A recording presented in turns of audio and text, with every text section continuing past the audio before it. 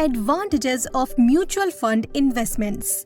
Here are the top 7 advantages of investing in mutual funds to help you decide in favor of investing in these schemes. Superior diversification. Investing your money in mutual funds helps you immediately gain access to a much wider range of stocks that offer greater diversification as compared to an individual investor's portfolio.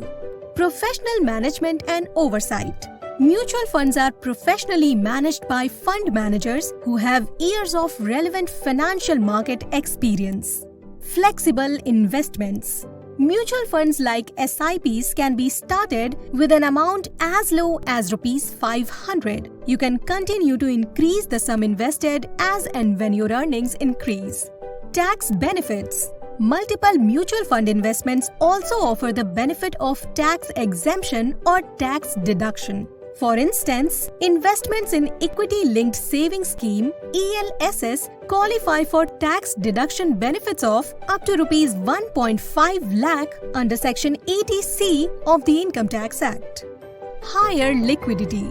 Mutual funds are considered one of the most highly liquid investment options, specifically for the investors who invest in debt funds, since they carry no entry and exit loads and can be redeemed easily.